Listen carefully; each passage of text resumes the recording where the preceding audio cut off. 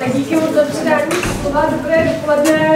Jmenuji se teda Zdeňka Smutná a studovala jsem bakalářské i magisterské studium tady na katedře geografie. A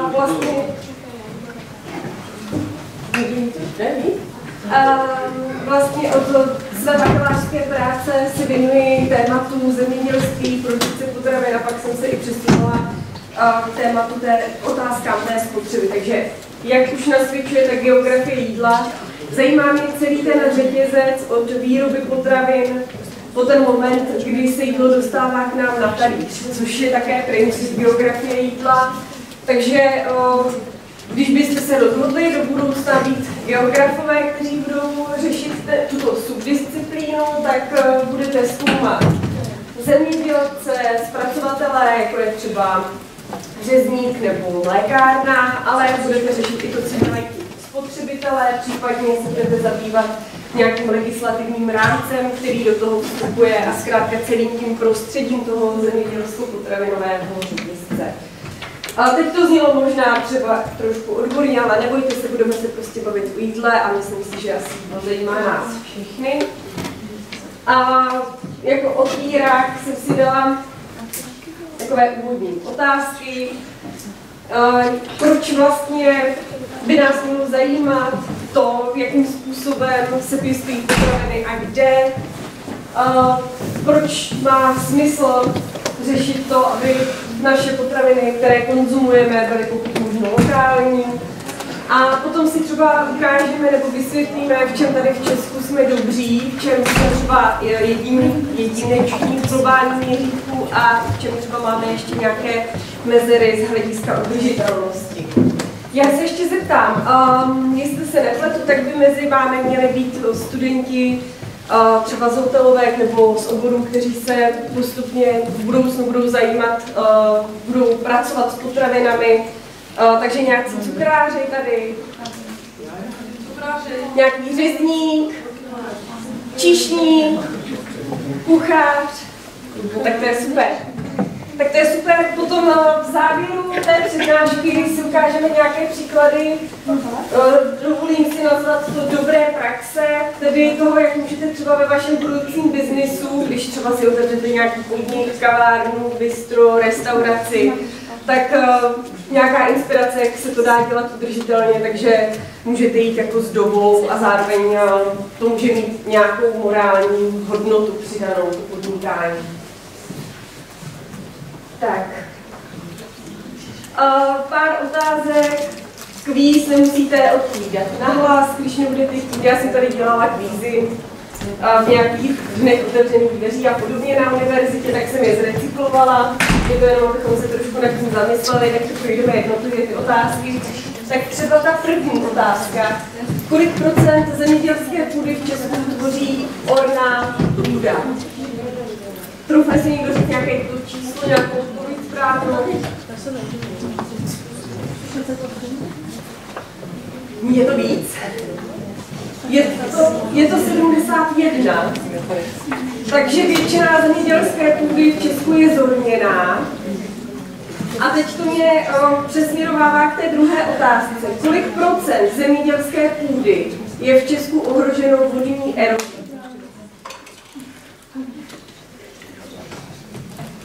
Je to těch 54, to tedy ta možnost A. Takže orná půda, která je z hlediska ohrožení erozí ta nejohroženější, tak právě pokrývá jako největší rozlohu zemědělské půdy v Česku, takže proto by nás mělo opravdu zajímat, jak se s tou ornou půdou zachází, protože když si tu ornou půdu zlikvidujeme, to už jste asi tady slyšeli v předchozí přednášce, tak se nám budou obtížně získávat ty potraviny. Tak co se týká ekologického zemědělství, tak kolik myslíte, že ze zemědělské půdy je v ekologickém režimu v Česku? Jaké procento rozlohy? Můžete střelit od boku. Nějaký tip? Je to 16%, což na první pohled vypadá, že jsme premianti v rámci Evropské unie, že máme o pár procent víc než zbytek Evropské unie, nebo než je průměr Evropské unie. jsme, myslím, 8. nejlepší v úvozovkách v té rozloze ekologického zemědělství. Ale co je problém? Z toho ekologického zemědělství, z té půdy obhospodařované tímto šetrným způsobem tvoří orná půda pouze 18%. A ten zbytek jsou spíš trvalé travní porosty, které někdo poseká, v lepším případě se na nich pasou třeba krávy, což jako je dobře, ať se to děje, ale moc to neřeší ten problém toho zemědělství.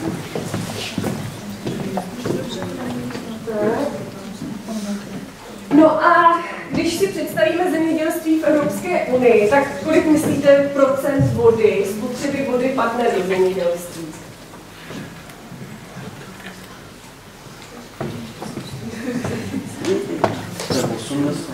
40, ale i to je hodně. Když si představíte, že tady máme průmysl, domácnosti, tak když si řekneme, že 40% z celkového objemu spotřebované vody jde do zemědělství, tak je to opravdu hodně. A kolik myslíte, že se spotřebuje na produkci 1 kilogramu hovězího masa? To není jenom teda to, co třeba vypije ta kráva, ale taky ty jatka nějakou vodu spotřebují, hygiena. Tak kolik to bude litrů?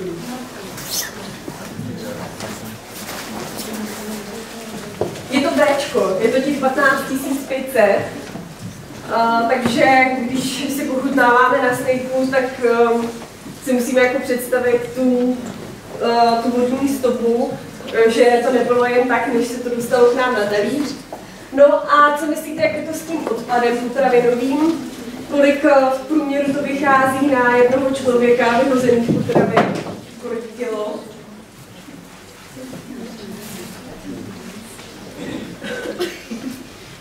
Je to C, je to těch 127. A přičemž teda Češi jsou v tomhle trochu lepší, tam je to asi tuším nějakých 67 kg, ale i tak je to vlastně příšerný, když si představíme ten objem, kolik miliard tun prostě potravin se v Evropské unii vyhodí za rok, tak asi je to něco, čím bychom se měli zabývat a snažit se to napravit. Tak a já se teď tady jako zastavím na chvíli u toho, že teda v dnešní době zásobuje náš trh s potravinami hlavně nějaký řetězec, který je globalizovaný, takže díky tomu můžete jít tady do nějakého hypermarketu a ať je leden nebo červenec, tak tam vždycky máte avokádo z druhého konce planety, pomeranče, citrony a je to sem svezené vlastně z opačného konce světa. Vtipné je, že třeba mléko si tady umíme vyprodukovat, ale už ne tolik třeba zpracovat, protože třetinu nebo čtvrtinu mléka vyvezeme do zahraničí, převážně do Německa, tam je necháme, ať z toho udělají sýr a ten pak přivezou k nám a my si ho tady kupujeme, což je trošku praštěré, jak to funguje. No a co jsem chtěla říct je to, že to funguje ten zemědělsko-potravinový systém velmi jako nevyváženě a nespravedlivě, takže paradoxně z těch zemí, odkud sem vozíme třeba ty banány, nebo nějaké exotické druhy ovoce, zeleniny, kávu, kakao, tak tam ti lidé jako trpí hlady. Což není o tom, že by byli oni tak jako neschopní se o sebe postarat, kdybychom my třeba nevyužívali půdu jejich k tomu, abychom měli banány na našich půdech. Tak a potom ještě bych tady vysvětlila pojem virtuální voda. To souvisí s tím příkladem toho hovězího masa, že když se zamyslíte, kdybyste chtěli spočítat vaši spotřebu vody, tak to není jenom o tom, co doma vypijete, nebo celkově, co vypijete, spláchnete, kolik vody spotřebujete na to, abyste se vykoupali. To je prostě celkově ta voda, která padne třeba i na to, co jíte, co si kupujete za oblečení. Protože k tomu všemu, k výrobě asi všeho, co máte na sobě a co konzumujete, tak je zapotřebí nějaká voda v tom výrobním procesu. A to je jako ta virtuální voda. Takže když se podíváte třeba zase, řeknu ten chudák banán, to vždycky schytá, ale on je jako takový symbolický proto. Když se podíváte na ten banán, tak musíte taky vidět, že někde se ta voda brala, že se někde spotřebovávala, aby ten banán vyrost a aby se mohl dostat na váš talíř. A zase jsou to většinou státy, které třeba sami mají problémy s vodou, takže lidé tam ve vesnicích nemají vodu, ale v jejich státě se produkují banány pro náš trh. Takže není to jako úplně fér. Tak. A celkově tady ta spotřeba vody je extrémní v dnešní společnosti, proto abychom získávali věci, které třeba možná ani nepotřebujeme. Tady je prostě banán, geografie banánu. To, abych tady, teď prosím vás, ta deprese už bude trvat jenom chvilku, pak se přesuneme k tomu světlu na konci tunelu. Ale na geografii banánu se dobře demonstruje teda nastavení toho globalizovaného systému. Takže ten pracovník na plantáži si vlastně z toho banánu, který se na trhu prodá, urve úplně nejméně. To znamená, že když vy za ten banán zaplatíte v Kauflandu nějakou částku, tak ale jenom 7% z té částky se dostane v podobě mzdy tomu pracovníkovi, který to tam oddře. No a jak už to tak bývá, nejvíce schrancne právě nějaký ten obchodník, ten maloobchod, super hypermarket, diskont. A ten zbytek si potom rozdělí jak vlastník plantáže, něco padne na cla, něco padne na tu logistiku, na tu dopravu, která to přemístí z té země výroby k nám a tak dále a tak dále. Tak, tady já to nebudu úplně moc rozebírat. Chci říct, jako, že je paradox, že právě v těch státech, kde se produkuje ne málo zemědělských surovin, tak zároveň ti lidé tam tedy trpí hlady, což je paradox, a zároveň v tom rozvinutém světě, ať už se bavíme o Severní Americe, Austrálii a Evropské unii, tak jednou jako z největších hrozeb pro zdraví populace je obezita. Tak. Tady jenom pro demonstraci teda, jako zamyslet se nad tím, jaký je rozdíl v tom, v těch dopadech, ať už je to příroda, společnost nebo ekonomika, když by někdo z vás byl na čísla a peníze, tak jaký je rozdíl v tom, když se rozhodnu, že potřebuju ovoce a půjdu teda do vedlejší vesnice nebo k sousedovi koupit si jablka od něj, ať už má sad, nebo je to od něj ze zahrady, anebo jestli se rozhodnu jít teda do nějakého toho obchodu pro zase ty banány pro zlaté chudinky. Tak, v čem vnímáte tedy ten zásadní rozdíl?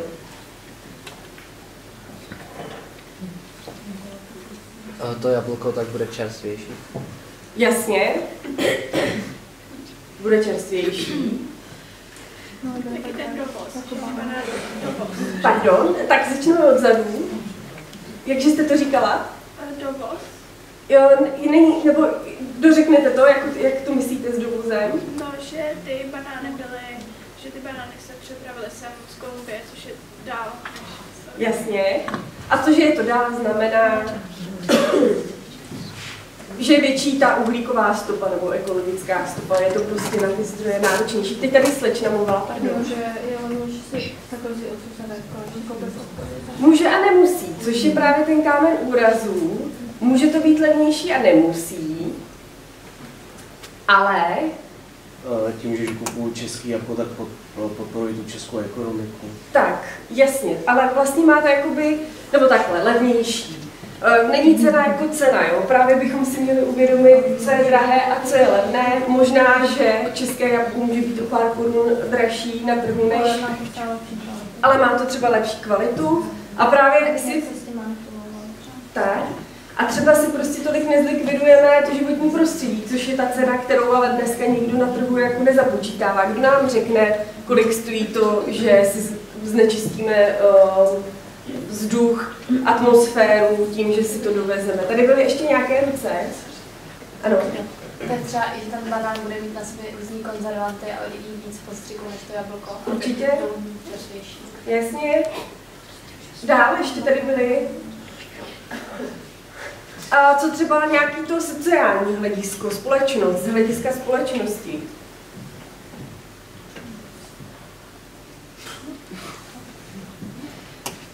Třeba to, že když jdu k tomu sousedovi, tak máme nějaký kontakt, vím, od koho to je, jak hospodaří, když je to třeba nějaký sadař, tak pokud bydlím vedle, tak asi jako vím, jak zachází s tím svým pozemkem, jak moc stříká nebo nestříká, jestli je certifikovaný nebo ne, a znám jeho pracovní podmínky, asi on sám sebe nebude úplně týrat nebo svoje zaměstnance neférově, ale když mi něco dovezou z druhého konce planety, tak vůbec nevím nic o těch lidech, kteří tam pracují, v jakých podmínkách pracují a jak jsou zaplaceni a jak se jim žije.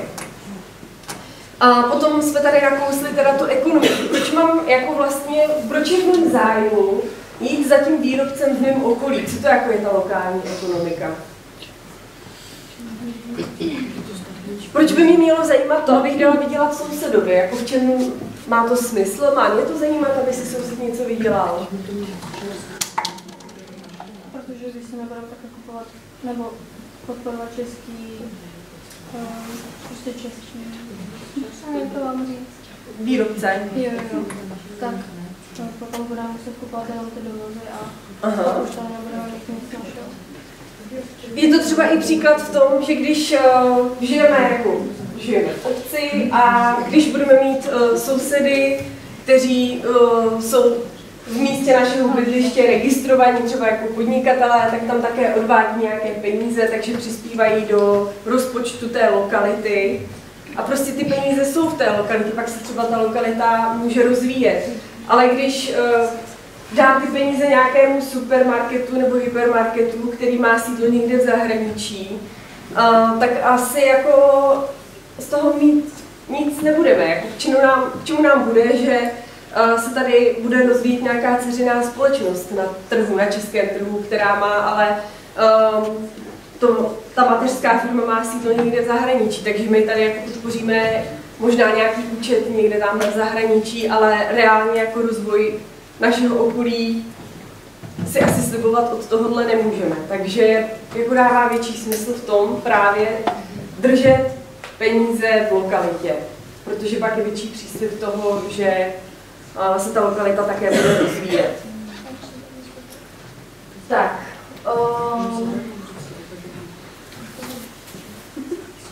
Já myslím, že asi každý z vás se setkal se slovem udržitelnost. Zvedněte ruku, kdo máte dojem, že jste to neslyšeli, slovo udržitelnost. No a je to takový zaklínadlo. Prostě udržitelnost je teď zaklínadlo, všechno, co chceme prodat, je udržitelné. Asi jako víte, že směřuju tam, že se to neužívá úplně tak, jak by mělo ten pojem. Když řeknu, že tenhle svetr je udržitelný, já si to říkám, protože jsem koupila sekáči, ale asi ne, tak úplně jako udržitelný nebude. Myslím si, že tam budou nějaký hustý plastový mikrovlákna, ale vidíš. Tak prostě, když bych řekla o tomhle svetru, že je udržitelný, tak by měl být udržitelný společensky, sociálně, ekonomicky, ale i environmentálně. Pokud to nespecifikuju a používám slovo udržitelnost samostatně, tak by to mělo vždycky zahrnovat tyhle ty 3 pilíře. Můžu říct, tenhle svetr je ekonomicky udržitelný, protože jsem ho koupila tady v místním sekáči. Ale nemůžu říct, že je environmentálně udržitelný, protože možná je environmentálně udržitelný v tom, že jsem si místo toho nešla koupit tamhle do fóra nějaký svetr, který byl teda dovežený z Číny nebo z Bangladéše. Tak, takže bylo by dobré, kdybychom chápali ten pojem udržitelnost s ohledem na všechny 3 složky, jako je příroda, ekonomika a společnost. Udržitelný to ilustruje to, že teda výroba takového udržitelného produktu by pokud možno jako neměla být v rozporu s tím, že když se bude vyrábět dál, takže to nějak jako utrpí naše budoucí generace, že jim to tady výroba toho produktu prostě nezlikviduje ty přírodní zdroje, na kterých ty příští generace budou závislé stejně jako jsme my teď. Já docela jako mám s tím trošku problém, s tím slovem udržitelný, používám ho, protože mu rozumíme, víme, co se tím asi jako myslí, ale asi bych řekla, že by bylo lepší mluvit o tom, že je něco šetrné nebo nešetrné, protože ve výsledku jako udržitelné asi do nekonečna není nic možná. Takže bych spíš řekla, jako bavme se o nějaké šetrnosti. Jo, já jsem zapomněla říct, že kdybyste někdo měl dotazy nebo třeba nesouhlasil byste někdo s tím, co říkám, nebo byste to chtěl doplnit, tak normálně jako se třeba nějak přihlašte, jenom abych jako věděla, že chci někdo mluvit a klidně do toho vstupujte. Myslím si, že je lepší, když do toho budete vstupovat hned, než když se za 30 minut, až budete spát, zeptám, jestli má někdo nějaké dotazy.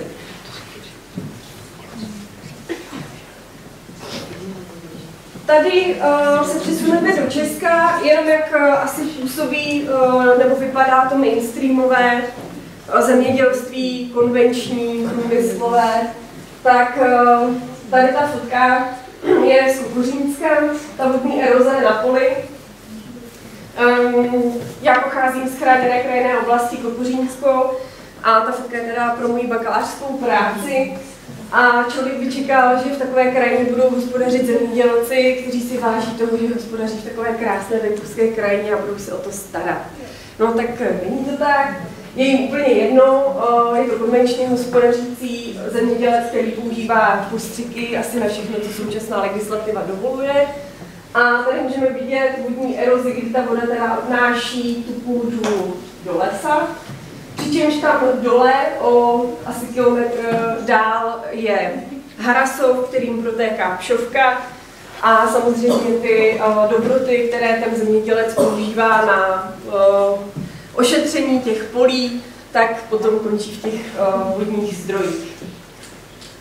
Tak potom třeba chov kráv, tady to jsou šťastnější krávy z jedné farmy na Kokořínsku, je to tedy jako velký zemědělský podnik, ale ty krávy mají to štěstí, že tam mají mechanická automatická drbátka, takže kdykoliv si chtějí podrbat, tak dole je to podrbé a dokonce můžou i ven, což se třeba každý krávě nepoštěstí. Ale to nic nemění na tom, že je tam kladen extrémní tlak na to, aby ta kráva dojela, co to jde, a tomu odpovídá i její strava a tomu odpovídá i skutečnost, že jakmile nepodává ten nejlepší dojící výkon, tak prostě jde na jatka. Zároveň ty telata jsou jim jako po narození nemilosrdně odebrána, jsou dány do těch kolí, jak to znáte z těch aktivistických článků, a jsou krmená nějakými automaty na mléko, což není jako moc pěkný pohled. Viděl někdo z vás dokument svědectví? Tak dokument svědectví se věnuje podmínkám zvířat v českých velkochovech a není to vůbec jako pěkná podívaná, ale zároveň bych doporučila každému, kdo není vegan, aby se na to podíval a pak přehodnotil jako nějaké svoje stanoviska. Já teda nejsem vegan, ale k tomu se dobereme potom, jak se to dá, když tak jako, jaké jsou alternativy, jak k tomu člověk může přistoupit. Nebo jak se zeptám rovnou vás, tady někdo vegan? Má někdo jako nějak vegan? Jasně. Vegetarián? Ne. Nějaká bezletková dieta? Nebo jakýkoliv specifický dietetický návyk vzhledem k nějakému přesvědčení, náboženství nebo etika? Máte někdo nějaký jako zvláštní návyky jiný než třeba většina lidí kolem vás? Dobře. A vy jste z přesvědčení, teda předpokládám, z veganka. Jo.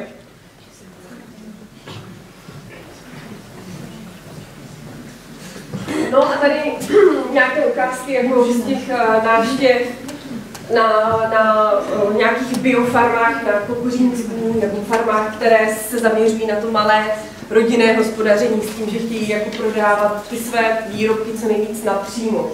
Takže já jsem chtěla doříct, že jako se snažím, aby ta strava živočišného původu byla spíš z takovýchhle hospodářství, takže to je pro mě takový jako alibismus, že chci, aby aspoň teda ta kráva měla byť třeba krátký, ale aspoň nějaký důstojný život a zažila nějaké pocity štěstí, než jí teda sežeru. A plus teda jsem myslivec, takže zase říkám si, co jsem schopná si přitáhnout z lesa, tak si nebudu úplně vyčítat, že to skončí na talíři. Tak. Aha, jo, dobře. No a teď směřuju k tomu, co řeším ve výzkumu, tím vás nebudu zatěžovat, ale prostě co to znamená alternativní potravinové sítě. Tak to je to, co vidíme kolem nás v praxi, že už to jako probíhá a jsou to nějaké možnosti získávání potravin, které jsou, řekněme, teda šetrnější, nebo ta jejich myšlenka je, aby to bylo šetrnější vůči přírodě, aby to bylo spravedlivější, to znamená, že nebudete zneužívat nějakou pracovní sílu v rozvojovém světě a aby to bylo pokud možno v rámci nějaké regionální ekonomiky, regionální třeba ve smyslu alespoň Česka.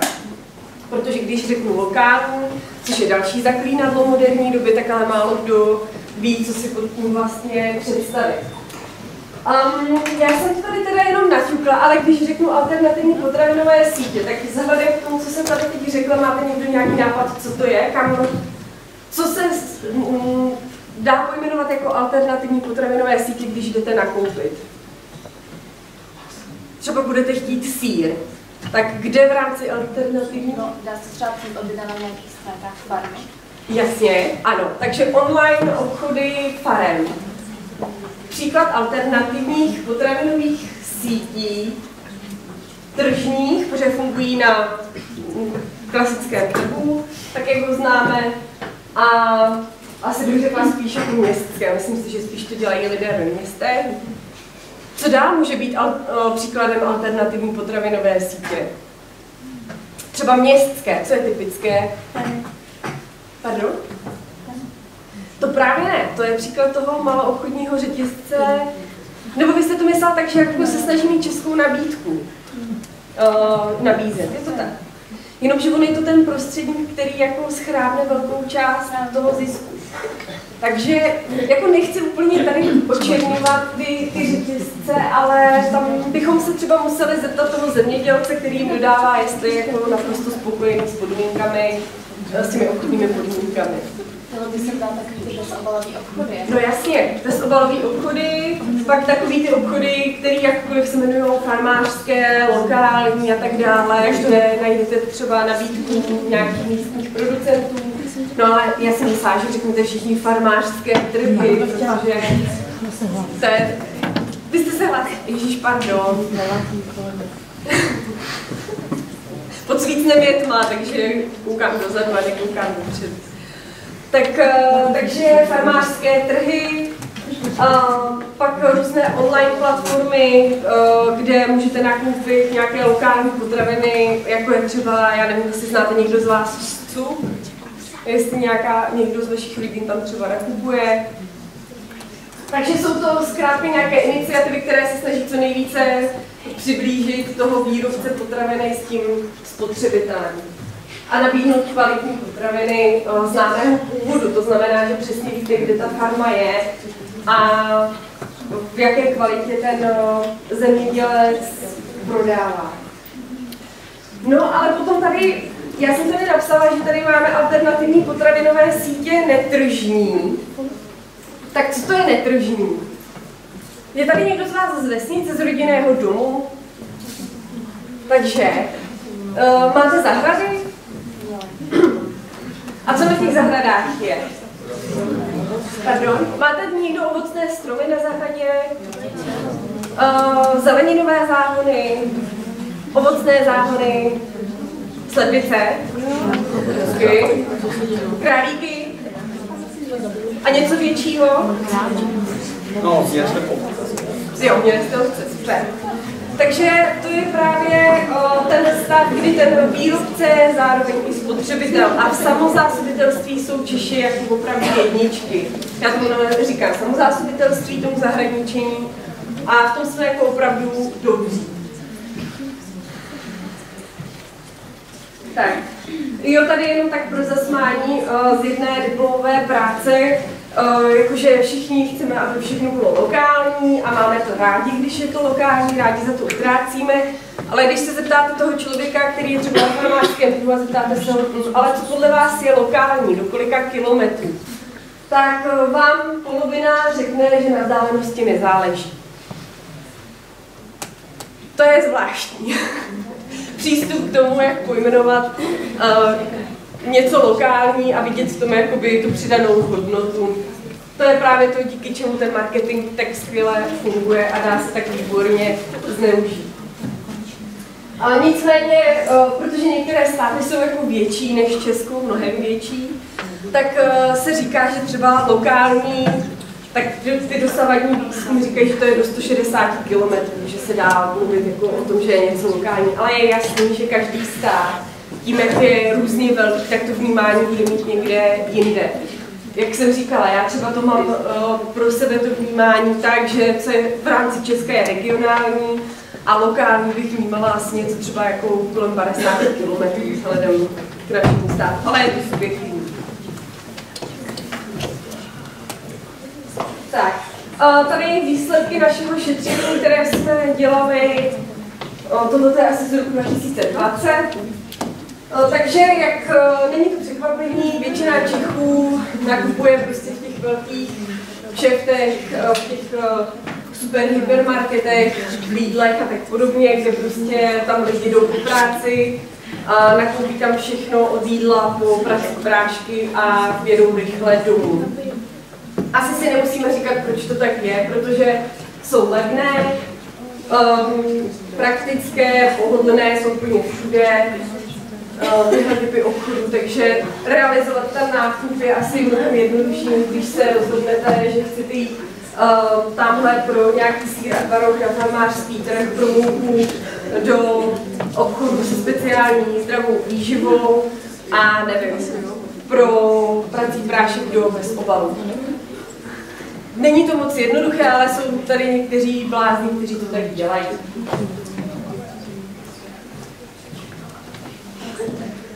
Tak tady potom něco k tomu, jak jako lidi říkali, že hospodaří, co se dá říci o době pandemie, bylo to, že jednoznačně lidi potvrzovali, že méně plýtvají.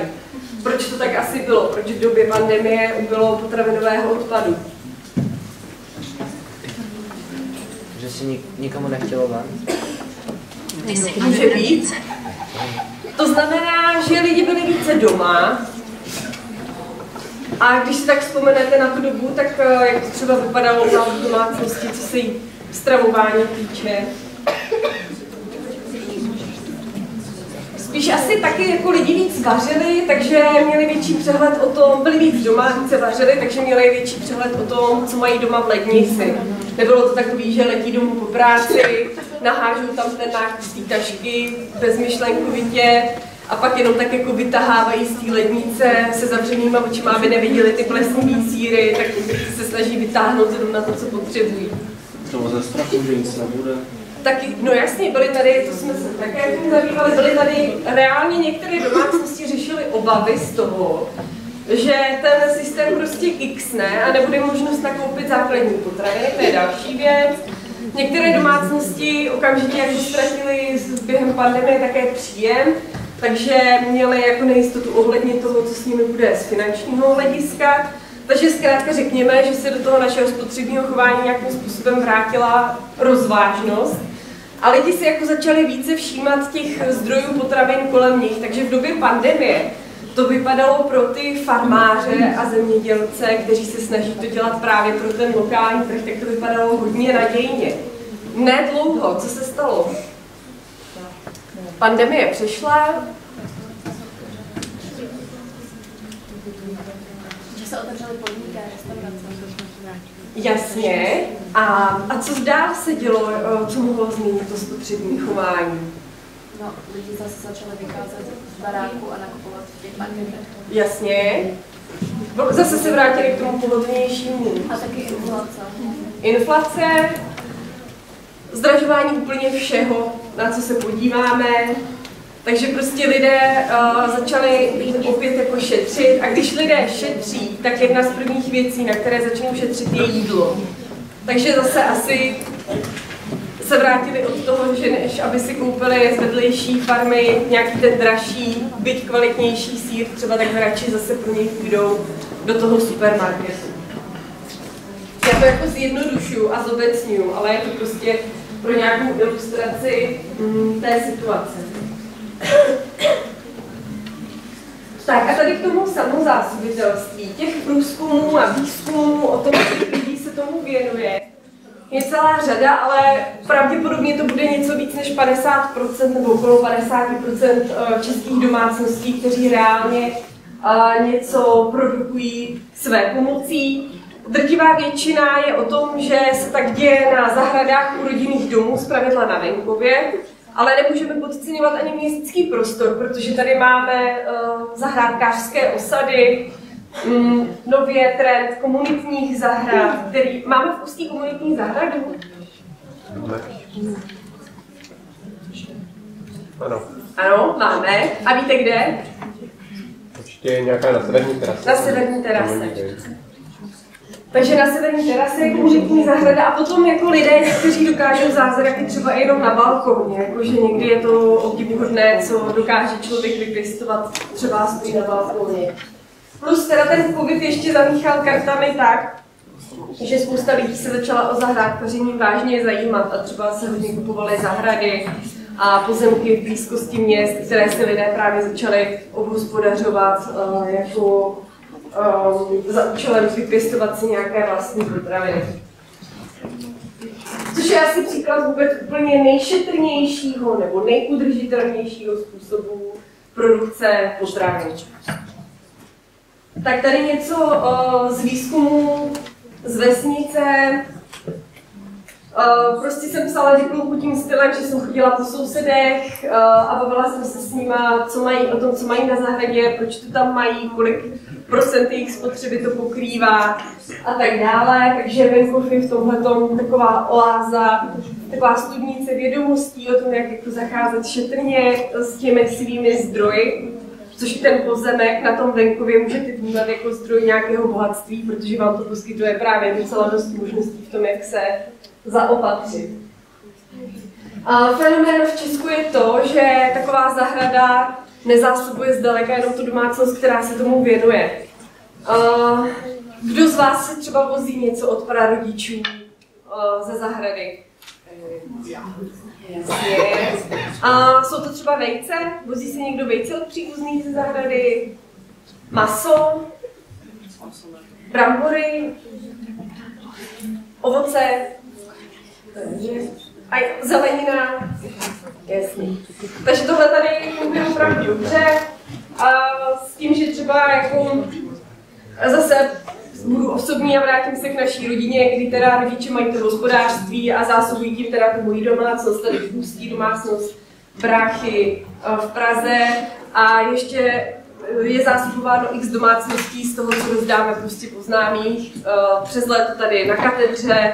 Jako nají se z té zahrady opravdu neuvěřitelné množství lidí, takže to samozásobitelství by nemělo být podceňováno.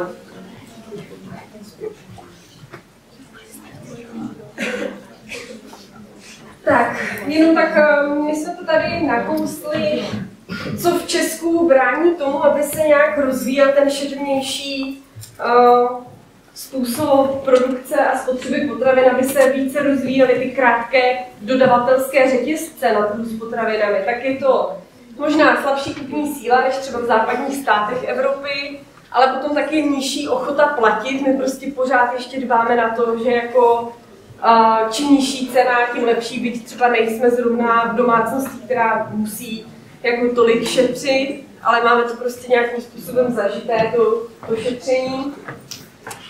Potom ti malí a střední zemědělci, ti farmáři to tady opravdu nemají jednoduché od dob, kdy tady skončil socialismus, komunismus, tak ta transformace ekonomiky proběhla dost překotně, takže ta družstva se spíš transformovala v ještě větší podniky. A když se tady rozhodnete být malým zemědělcem orientovaným na lokální trh, tak to máte teda sakra těžké. Co máte těžké? V čem je to těžké, když se rozhodnete být zemědělec? Prodat ty výrobky. ale ještě jako prodat z těch důvodů třeba, co jsem říkala, plus ještě legislativa, protože zařídit si jatka, mlékárnu, není nic jednoduchého, není jednoduché sehnat pracovní sílu, ale ještě než se stanete zemědělcem, sehnat si půdu, protože právě vám konkurují ty obrovské podniky zemědělské a spekulanti. To znamená, že vůbec jenom jako sehnat pozemek, na kterém jste mohli hospodařit, je velmi náročné. No, ta tradice podnikání tady byla přerušená, takže když se potom v 90. letech vrátili do rodin ty pozemky, ta půda, spousta rodin už dávno vůbec jako neměla žádný vztah. Toho místo byly to třeba rodiny žijící už několik dekád v panelácích na sídlišti a buď pronajali tu půdu tomu přetransformovanému družstvu, a nebo ji teda s chutí prodali, protože prostě každá kačka dobrá, že jo. Takže s tou půdou to právě tady nebylo nastartováno vůbec dobře. No a mluví se tady o sezónnosti, to je zajímavý téma, ta sezónnost. Myslíte si, že v Česku se nelze jako stravovat celoročně z toho, co tu máme? Má někdo z vás rád kyselý zelí? Dělá ho někdo doma? Tak prosím vás, na kyselým zelí střední Evropa přežila středověk. Prostě to je jako zaručeně zdroj celoroční, nebo celoroční. Je to ten mimosezónní zdroj, který když dobře uschováte, dobře to provedete, tak vám to dodá vitamin C, vlákniny, no a prostě fermentace. Fermentace, když se o tom všude píše, mluví, a je to prostě hit, takže tím podporujete střední mikrofloru a tak dále. Potom třeba kořenová zelenina, celer, mrkev, červená řípa, petržel, to jsou všechno věci, když máte šikovný sklep, taky můžete mít k dispozici celou zimu až do další sklizně a není nutné, abyste šli pro ta rajčata nebo pro avokádo. Jabka, zase, když jsou dobře uskladněná, vydrží do další sklizně. Potom se můžeme bavit o zavařování, mražení, sušení ovoce. To jsou všechno věci, ve kterých jsme jako fakt dobrý, že pořád si naše domácnosti tohle know-how udržují, takže my si ještě umíme jako kompot udělat sami. Zavařuje někdo z vás? Dobře. Tak jo.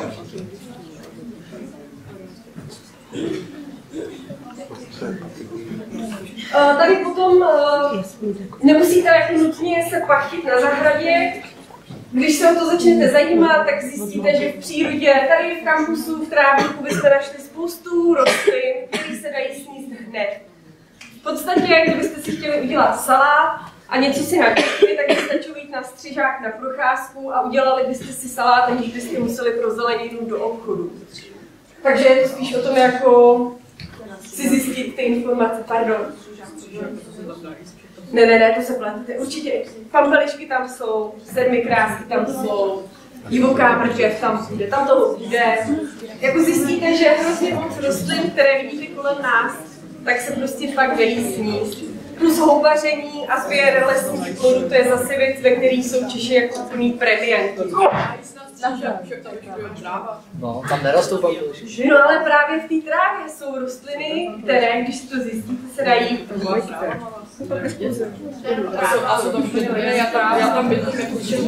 Dobře, tak to je podnět pro to, abychom někdy přizvali odborníka a udělali speciálně pro vás na toto téma procházku a zjistíme to. Tam by to třeba ale nevadí. Ale jo, tak to si určitě zapamatuju, jak se podnět pro to realizovat takovou akci a uvidíme, jak se najíme. Tak plus teda myslivost už jsem zmiňovala jako příklad toho, jak si obstarat něco na talíř. I ve městech se to dá realizovat. Tak a teď nějaké ty hity v gastronomii. Teď to bude pro většinu z vás už jenom v rychlosti. až si teda budete otvírat ty své stánky, bystra, restaurace a řeznictví a tak dále, tak abyste věděli, že tady máme teda značení Fairtrade, certifikaci, což teda asi není úplně pro naše potřeby nutné, ale když budete mít v kavárně Fairtradeovou kávu, tak tím dokazujete alespoň to, ne úplně třeba, že to je bio, ale aspoň to, že ti lidé na té plantáži pracují v nějakých solidních etických podmínkách.